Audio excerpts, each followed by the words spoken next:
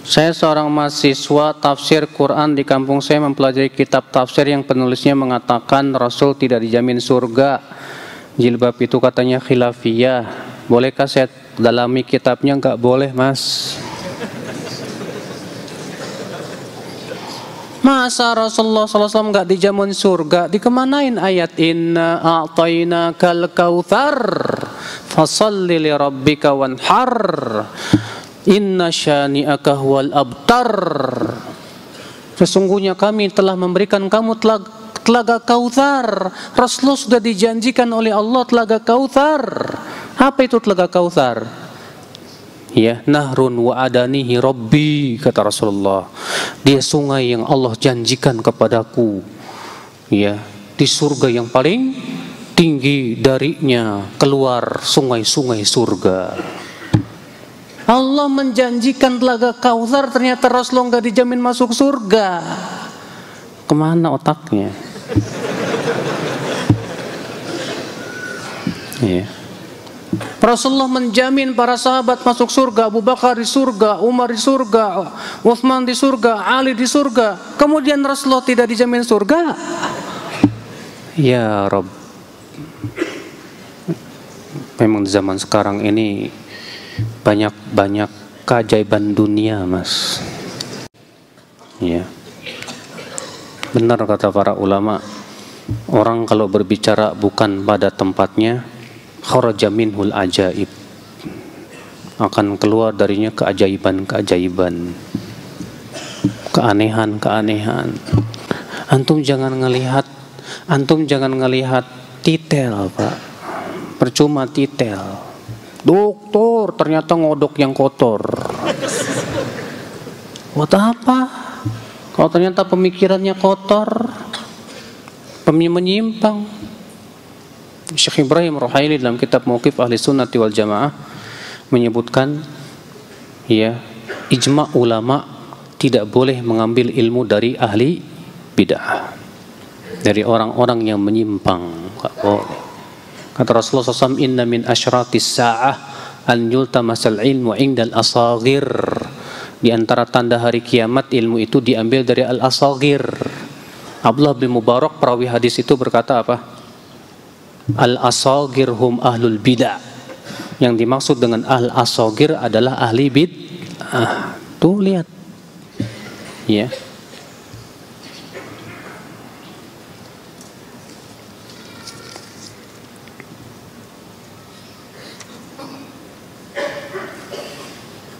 Bagaimana pendapat Ustadz tentang organisasi dan politik? Apakah dibolehkan? Pertama, hukum asal organisasi memang boleh-boleh saja. Namun kalau memang itu dikhawatirkan malah menjerumuskan kepada fanatisme dan yang lainnya, sebagaimana yang terjadi di zaman sekarang, ya, mungkin kita bisa untuk semaksimal mungkin untuk tidak membuat organisasi yang sifatnya massa gitu. Iya.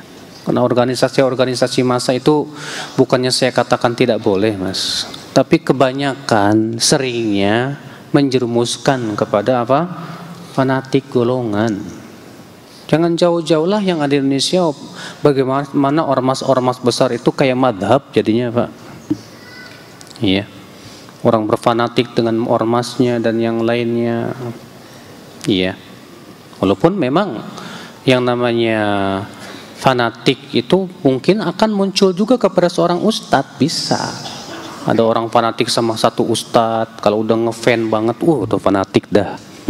Kan di zaman sekarang kan begitu, para penuntut ilmu itu kalau udah ngefan sama ustadz itu udah matanya buta, Pak. Apa yang diucapkan oleh ustadz itu bagaikan kebenaran yang tidak boleh ditolak. Iya, ini sebuah kesalahan tentunya ya, akhi. Maka yang jelas hukum asal organisasi ya boleh, nggak masalah. Al aslu fil asya al ibahah. Pada asalnya yang berhubungan dengan masalah dunia apa? Mubah saja. Namun tetap di sini jangan sampai itu menjadi hizbiyah. Ada quyud hizbiyah, ikatan-ikatan hizbiyah yang menyebabkan kita ya berpecah belah dan berbangga dengan organisasi itu yang dilarang. Allah berfirman, wala takunu minal musyrikin minal ladzina farraqu dinahum wa kanu syi'a kullu hizbin bima ladaihim farihun. Perhatikan di ayat itu, kullu hizbin bima ladaihim farihun. Jangan kalian, kata Allah mengatakan, jangan kalian seperti orang-orang musyrikin, yaitu orang-orang yang memecah belah agama mereka dan mereka berkelompok-kelompok. Lalu Allah mengatakan apa? Setiap kelompok berbangga dengan apa yang ada pada mereka. Kalau yang dibanggakan nama kelompok pasti pecah, Mas. Ya Allah. Kalau sudah yang dibanggakan bendera, pecah. Iya, makanya loyalitas kita, wala dan barok kita kepada Allah dan Rasulnya. Kita lebih mendahulukan ucapan Allah dan Rasulnya daripada siapapun juga. Tapi kalau yang kita banggakan bendera kita, nama isme kita, wah udah bahaya deh. Akan bisa menimbulkan apa? Bolehkah kita berinfak ke masjid yang tidak sesuai sunnah? Emang nggak ada lah masjid yang sesuai sunnah. Kalau ada ya udahlah, mendingan buat masjid yang sesuai sunnah aja lah, Mas. Iya. Kecuali kalau memang antum berinfak di situ punya pengaruh sehingga bisa apa? Memasukkan sunnah di situ. Alhamdulillah ada manfaatnya. Bukannya saya katakan tidak boleh.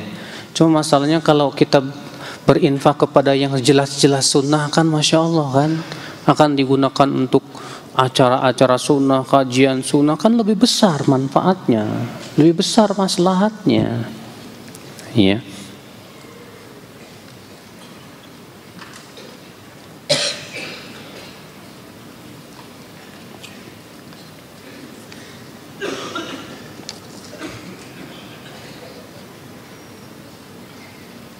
Apa yang harus saya lakukan ketika saya mulai menerapkan sunnah, keluarga saya banyak yang tak suka? Nah, ini pembahasannya besok nih. Istiqomah di atas sunnah. Ya. Jadi besok datang aja, oke?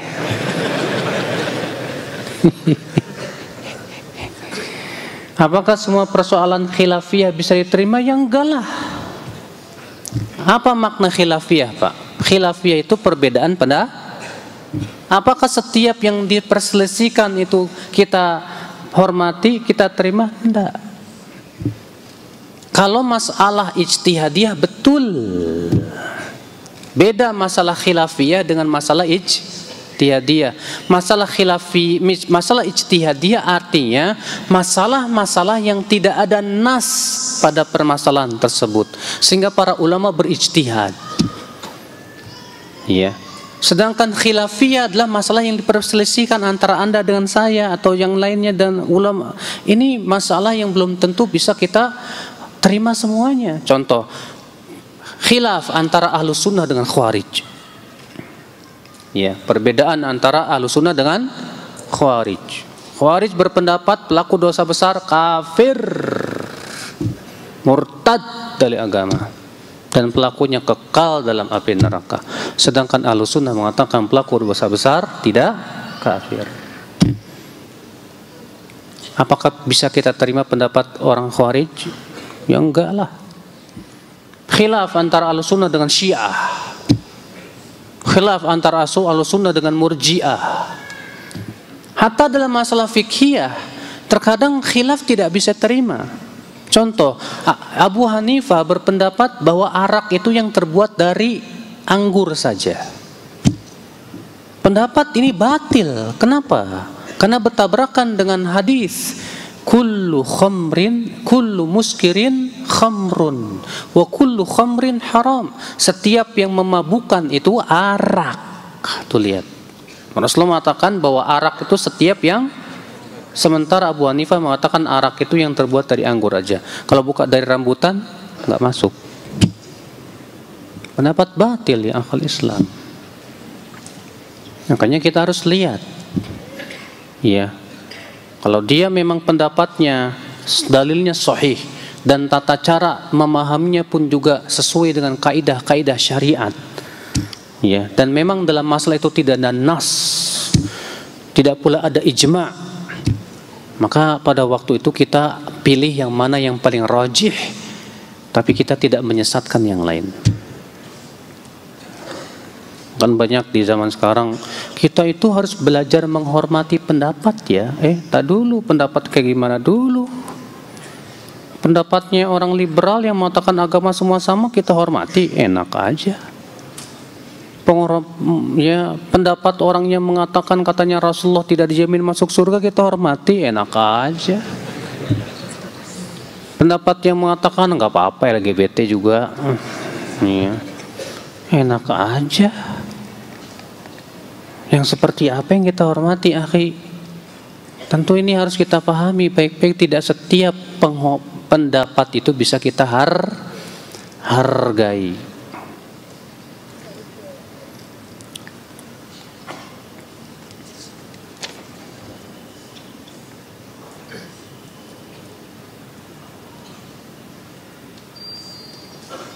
Apa syarat untuk mendapatkan syafaat itu, Ustadz? Ada sebuah hadis yang dihasankan, disahihkan oleh Syekh Albani rahimahullah dalam Sahih Jami' As-Shaghir. Rasulullah SAW bersabda, "Ukhtirtu baina an yudkhala nisfu ummatil jannah wa baina syafa'ah." Aku diberikan pilihan oleh Allah antara dua. Antara setengah umatku masuk ke surga atau aku diberikan syafaat. Fakhtartu syafa'ah. Kata Rasulullah, maka aku pun memilih syafaat. Wahia liman mata la yusyrik bihi syai'a. Dan syafaatku itu hanya untuk orang yang meninggal dalam keadaan ia tidak mempersekutukan Allah sedikit pun juga. Jadi syafaat itu hanya diberikan untuk orang seperti ini, Pak. Orang yang wafat dalam keadaan tidak berbuat syirik. Dan dalam surat An-Najm Allah mengatakan, wa kam mim malakin fis samawati la tughni syafa'atuhum syai'an illa min ba'di ay ya'dhanallahu liman yasha' wa yarda. Berapa banyak malaikat yang ada di langit, kata Allah, tidak bermanfaat syafaat mereka sedikit pun juga kecuali setelah Allah izinkan dan ridhoi. Berarti harus ada izin dan ridho Allah. Sedangkan Allah tidak ridho kepada orang yang berbuat syirik. Ya.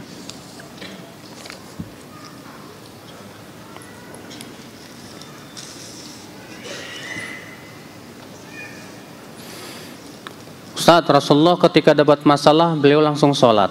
Anak ingin melakukan hal tersebut namun masih bingung sholat apa itu ya Ustaz.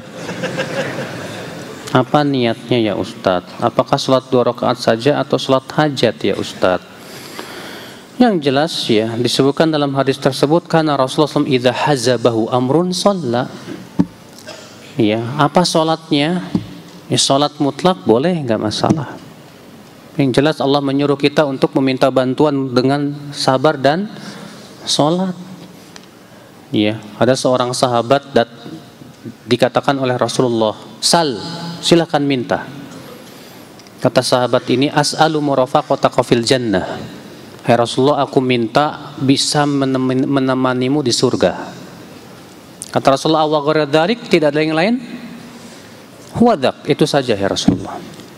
Kata Rasulullah, fa'inni ala nafsika bikathratis sujud.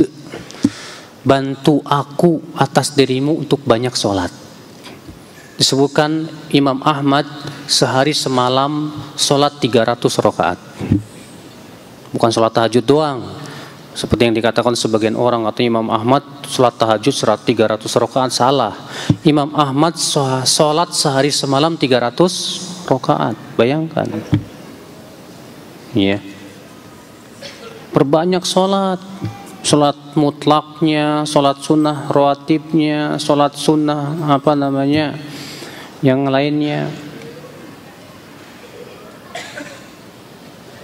Bagaimana cara memahami takdir yang benar agar terhindar dari akidah Qadariyah? Akidah Qadariyah itu menolak takdir. Kalau Jabariyah kebalikannya. Ya, mengatakan bahwa semua sudah takdir Allah dan manusia itu ya tidak punya kemampuan apa-apa. Sehingga menurut orang Jabariyah, orang yang berbuat maksiat tidak boleh disalahkan karena sudah takdir. Bayangin Pak kalau gitu. Antum pas lampu merah, preng, semua polisi dipanggil. Kamu kenapa? Takdir Pak. Kira-kira polisi terima nggak tuh Pak? Gak bakalan Pak. Ahlussunnah beriman kepada takdir, tapi mereka punya keyakinan yang pertama bahwa Allah memberikan kepada kita kemampuan dan ikhtiar, pilihan. Ya. Allah berikan kita kemampuan untuk meninggalkan maksiat, mampu. Allah berikan kepada kita kemampuan untuk menaati Allah, mampu. Ya, maka tidak alasan bagi orang yang berbuat maksiat untuk mengatakan saya berbuat maksiat karena takdir. Tidak, karena Allah sudah memberikan kepada Anda kemampuan untuk meninggalkan maksiat, ya akhwal Islam. Iya. Memang kalau mikirin takdir sampai dalam-dalam tuh nggak bagus mas. Akhirnya malah error. Soalnya takdir itu rahasia Allah.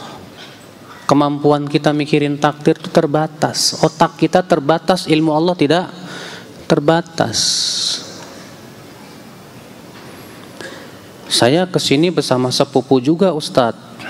Dia sudah mulai mau mempelajari Islam yang sesuai sunnah. Mau nasihatkan sepupu saya agar terus semangat menuntut ilmu agama dan berhijab dengan syar'i yang sesuai perintah Allah dan Rasulnya. Serta nasihatkan dia agar punya tekad untuk menularkan ilmunya kepada orang tuanya, karena keluarga masih jauh dari sunnah. Nah ini pembahasannya besok juga nih. Ada Ustadz Maududi besok. Saya pemuda yang baru hijrah. Ketika saya merubah gaya mulai dari pakaian, banyak keluarga saya yang menghujat. Apalagi teman-teman saya di kampus, Ustadz. Saya jadi ingat ceritanya Imam Syatibi, Pak. Dalam kitab Muqaddimah kitab Al-I'tisam itu beliau cerita. Kata beliau, ketika aku telah mempelajari ilmu agama, aku mulai mengenal ini sunnah, ini bid'ah. Tapi kata Imam Syatibi apa? Aku bingung. Karena aku menghadapi masyarakat yang penuh bid'ah. Kalau aku tinggalkan, masyarakat marah kepada saya, tapi Allah ridho kepada saya. Kalau saya lakukan perbuatan bid'ah itu, masyarakat ridho kepada saya, tapi Allah murka kepada saya. Di situ saya bingung, kata. Maka aku berpikir kalau Allah ridho kepadaku, insya Allah kebaikan untukku. Tapi kalau Allah murka kepadaku, masyarakat tidak akan bisa menahan adab Allah dariku. Apa kata Imam Syatibi? Maka aku pun mulailah sedikit demi sedikit meninggalkan bid'ah dan meretas tali sunnah. Faqamat alayyal qiyamah wa tawatarat alayyal malamah. Maka tegak kiamat kepada saya. Cacian, makian bertubi-tubi mengenai saya. Saya disebut, wah, berbagai macam tuduhan dan cacian menimpa saya. Bayangkan, Imam Syatibi, bayangkan Pak, di zamannya seperti itu. Maka kalau antum sekarang berusaha berpegang kepada sunnah, Allah ternyata dicaci maki, alhamdulillah, menambah derajat antum di sisi Allah. Bayangkan. Karena Rasulullah mengatakan bahwa orang yang berpegang kepada sunnah di zaman fitnah diberikan pahala 50 sahabat. Bayangin, besar nggak? Gede. Itu sebutnya pembahasan besok ya. Ya, nanyanya besok dong.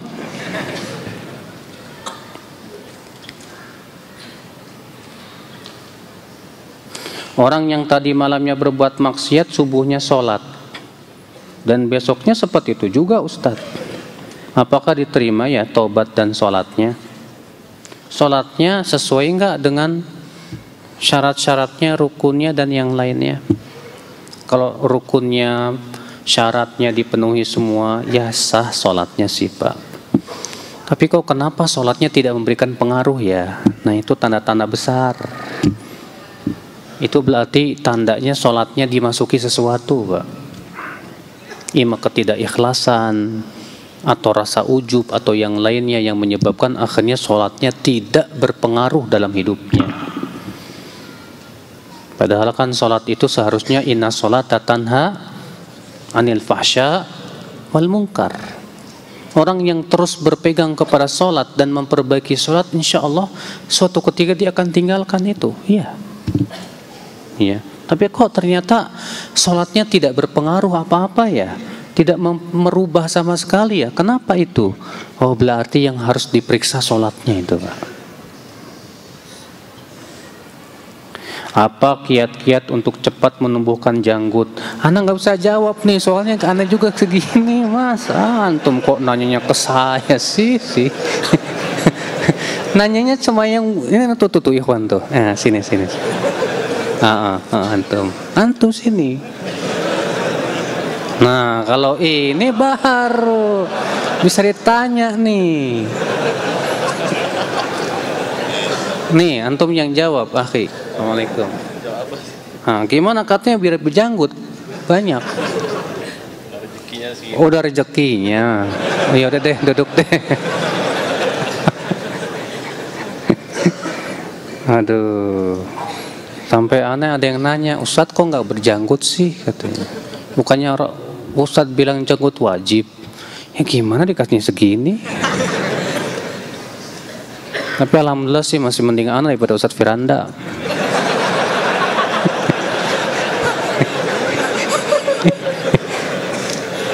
Tapi kalau ilmunya jauh lebih banyak beliau, Pak.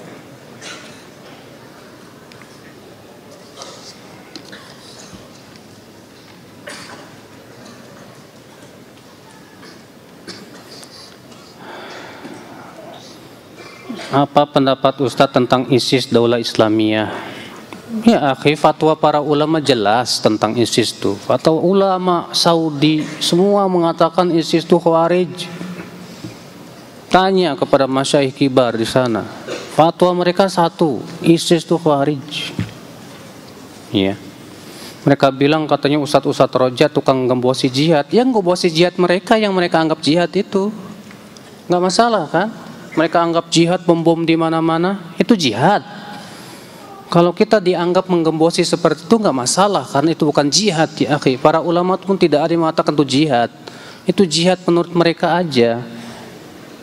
Ya, justru kita harus luruskan makna mafhum jihad itu seperti apa. Nggak sembarangan jihad itu ada syarat-syaratnya ya akhi. Ya. Masalahnya ketika kita menyuruh menaati para umara penguasa, taat, jangan memberontak. Sementara mereka ingin berjihad melawan penguasa, dianggap kita apa? Menggembosi. Ya. Bahkan kita dianggap sebagai murji'ah.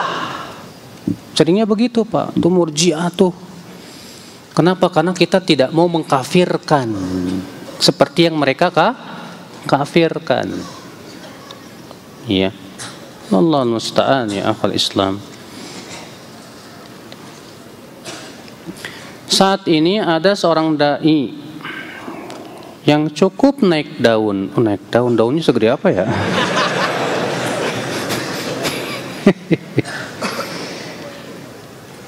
Dai ini banyak menyebar syubhat dan fitnah terhadap kajian-kajian sunnah. Bagaimana menyikapi ustadz kayak gini? Bantah secara ilmiah. Jangan diam. Nggak usah nyebut orangnya, Pak. Kalau memang nyebut orangnya bisa menimbulkan apa? Mudarat besar. Karena zaman sekarang kalau nyebut orang udah dibully habis-habisan gitu. Bener. Ya. Cukup kita bantah pendapat-pendapatnya yang menyimpang itu dengan ilmiah, bawakan dalil hujah dan yang lainnya. Penting ya akhi, supaya jangan sampai orang awam yang jadi apa? Yang jadi korban. Bener. Ya, banyak di zaman sekarang syubhatnya luar biasa, Mas. Sementara kita para dai-dai sunnah juga banyak kesibukan, akhirnya nggak ada yang bantah. Akhirnya syubhat mereka semakin merajalela. Padahal membantah syubhat itu termasuk jihad yang besar loh, Mas. Ya. Membela sunnah Rasulullah sallallahu alaihi wasallam. Ana seorang pemuda yang bergelimang dalam kemaksiatan. Namun ana minta solusi agar ana bisa keluar dari maksiat tersebut. Ketika keluar dari maksiat tersebut, beberapa hari kemudian ana melakukannya lagi. Jadi solusinya apa ya Ustadz? Memang antum maunya nggak pernah berbuat maksiat apa gimana ya? Ketahuilah saudaraku, pertama, kewajiban kita punya keinginan yang kuat untuk bertaubat. Kalau nggak ada punya keinginan yang kuat, susah. Harus kuatkan dulu keinginanmu, itu satu. Sebab kalau kita keinginannya lemah, sulit sekali. Kuatkan, saya ingin taubat, kuatkan. Yang kedua, minta kepada Allah kekuatan. Ya Allah, kuatkan aku ya Allah untuk bisa meninggalkan maksiat ini. Yang ketiga, tinggalkan sebab-sebab kamu jatuh kepada perbuatan itu. Kalau sebabnya HP, buang, jual. Ya. Jual HP-nya, beli Nokia pisang deh, lumayan. Ya. Buat ngelempar anjing juga bisa. Daripada buat internetan yang bikin jatuh lagi maksiat. Udah, kalau sebabnya itu buang, tinggalkan. Kalau sebabnya teman, tinggalkan teman. Kalau sebabnya lingkungan, hijrah. Ya Allah. Sebab kalau kita ingin taubat tapi sebab-sebabnya masih ada sekeliling kita, sulit sekali, Pak. Sulit untuk kita benar-benar bisa taubat kepada Allah Subhanahu wa taala itu. Ya. Nah itu. Kemudian yang kedua yang harus perhatikan, Mas. Seorang mukmin tuh nggak lepas dari dosa. Tapi bedanya kalau mukmin tuh selalu bertaubat. Ada seorang laki-laki datang kepada Al Hasan Al Basri dan berkata, aku ini ketika berbuat maksiat taubat, jatuh lagi kepada maksiat yang lain. Saya taubat, jatuh lagi kepada maksiat. Apa kata Al Hasan Al Basri? Ya seperti itulah sifat seorang mukmin. Emang ada seorang mukmin yang nggak berdosa sama sekali? Emang kayak malaikat? Nggak ada, Pak. Iya. Seorang mukmin itu kata Rasulullah SAW, khuliqa tawwaban fattanan. Seorang fattanan, apa sih? Subhanallah bunyi hadisnya itu. Seorang mukmin itu diciptakan oleh Allah Subhanahu wa taala fattanan, maksudnya subhanallah, maftunan, mudah dia terfitnah, Pak. Tapi dia segera bertaubat kepada Allah Subhanahu wa taala. Kalau diingatkan segera kembali. Itu memang seorang mukmin tidak lepas dari dosa. Ya, maka dari itulah ya akhi, kewajiban kita adalah bagaimana kita berusaha untuk pertama banyak bertaubat, terus istighfar.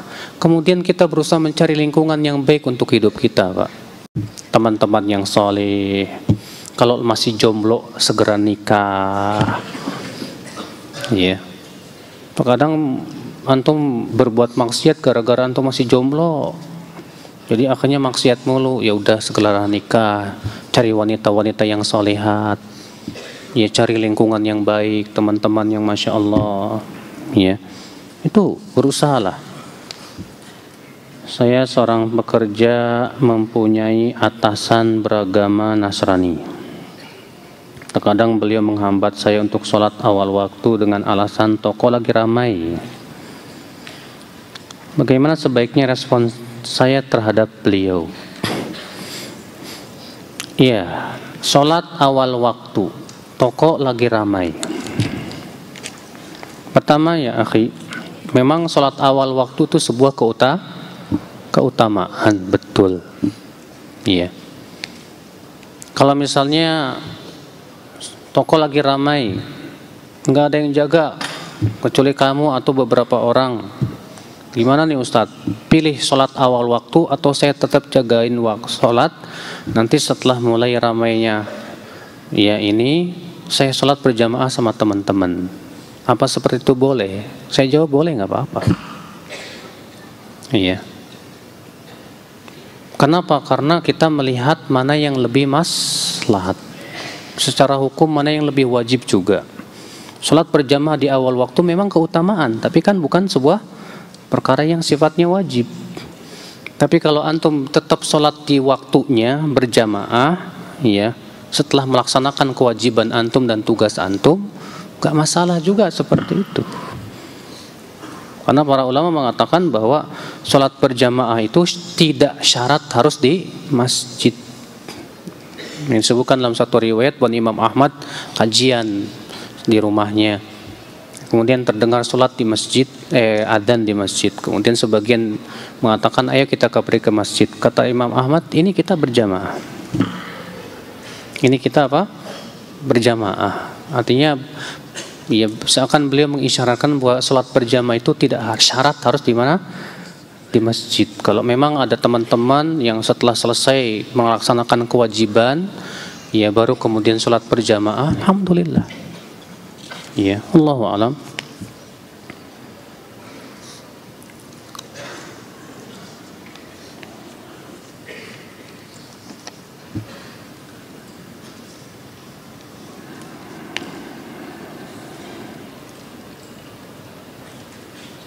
Kenapa sih banyak kita pakai buku yang disahihkan oleh Syekh Albani? Karena Syekh Albani ahli hadis. Kenapa nggak pakai ahli hadis yang lainnya? Ya. Pertama, Pak, bukannya kita mau mengatakan bahwa Syekh Albani itu ya segala-galanya, tidak.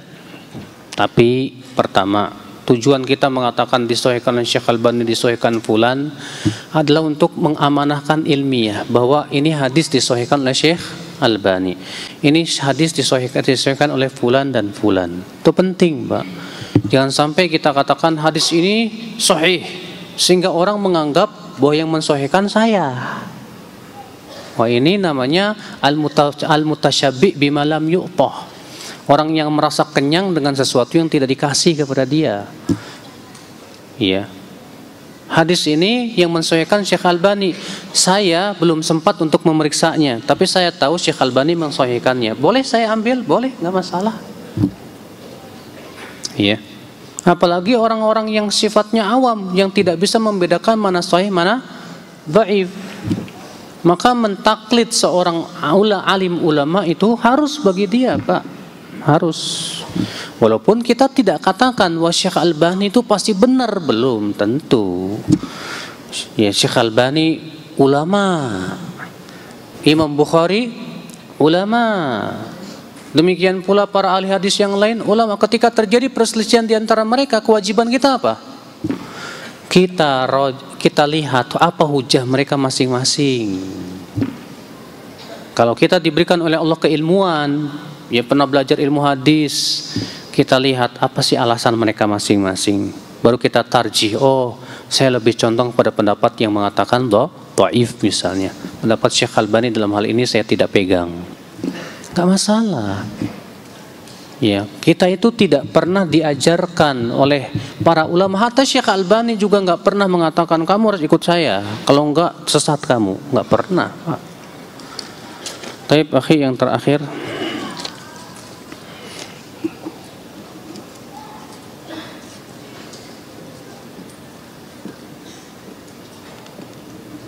apakah penduduk surga yang paling rendah dapat melihat wajah Allah? Iya.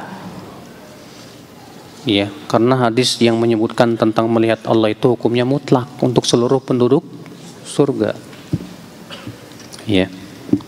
Sehingga tidak bisa dikhususkan hanya untuk penduduk surga yang paling tinggi saja.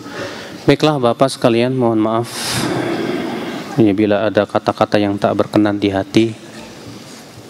Dan yang benar itu semua dari Allah, dan yang salah itu dari kekurangan ilmu saya. Dan terima kasih bila ada yang mau mengingatkan kealfaan dan kesalahan saya. Subhanakallah bihamdik, asyhadu an la ilaha illa anta, astaghfiruka wa atubu ilaik. Wassalamualaikum warahmatullahi wabarakatuh.